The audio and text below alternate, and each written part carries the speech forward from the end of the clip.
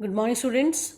Today we will start our next subtopic of French Revolution, which is the abolition of slavery.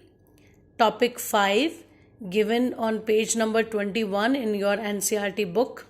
Okay, first of all, we will discuss about slavery. Slavery क्या है?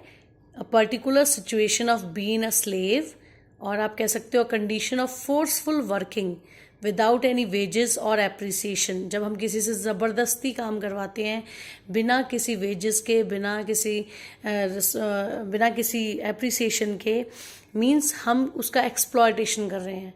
This is known as the slavery system. अब हुआ क्या, story कहाँ से start होती है? When the French made their colonies in Caribbean. अब ये कैरेबियन क्या है? Basically Caribbean is a group of various islands and Caribbean is situated in North America. Okay, अब Caribbean consist various islands like Martinique, Guadeloupe and San Domingo. These are the name of various islands in Caribbean. अब French made their colonies there. क्यों बनाई colonies? For example, like the Britishers made their colonies in India and they exploited the resources there. ठीक है, वो हमारा exploitation किया, 200 years तक हमें गुलाम बना के रखा. French also made their colonies in Caribbean because Caribbean क्या करता था? Caribbean supplied tobacco, indigo, sugar and coffee to the European countries, specially France. अब यहाँ पे क्या था कैरेबियन में? Basically the plantation of tobacco, indigo, sugar and coffee यहाँ पे होती थी. अब क्या हुआ कि a situation arose when the Europeans were denied to go work in Caribbean. उन्होंने कैरेबियन में काम करने से मना कर दिया. And this arrows a situation of shortage of labours on the plantation.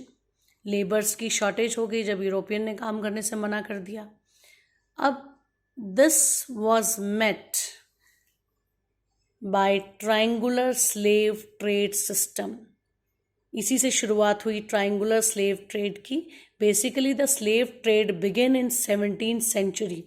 And this triangular slave trade between Europe, Africa and America, इन 3 continents के बीच में ट्राइंगुलर स्लेव सिस्टम शुरू हुआ.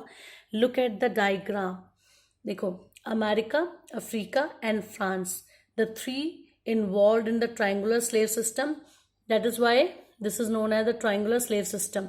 अब हुआ क्या? The French merchants sailed from the port of Bordeaux और नॉन्ट.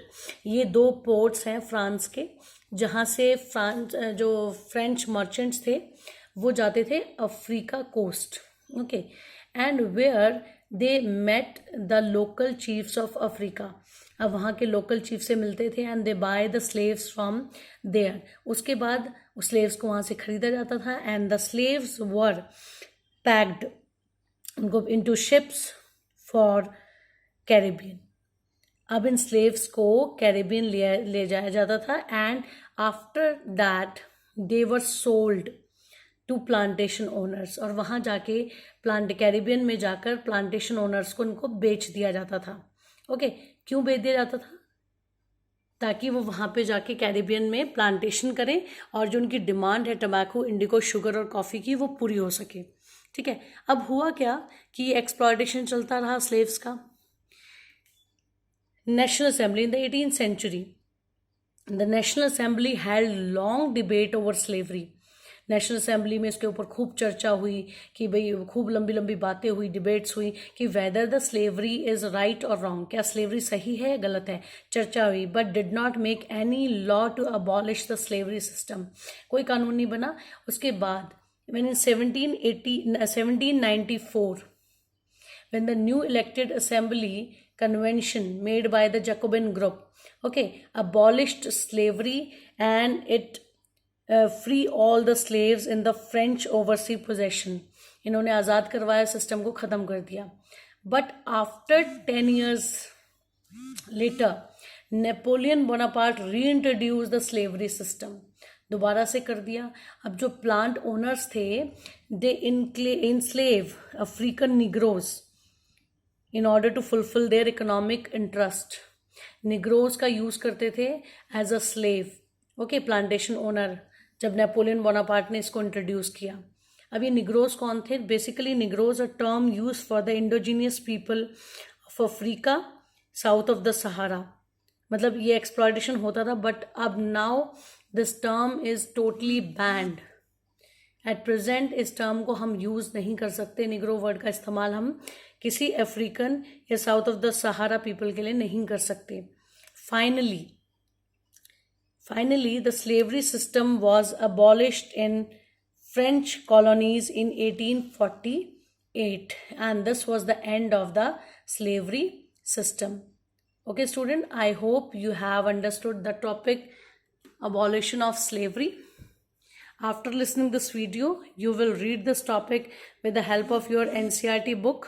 ठीक है, तो क्वेश्चन बनेगा define the triangular slave trade system. Okay, explain the triangular slave system, और how was the evolution of slavery occurred in France. Okay, thank you student, have a nice day.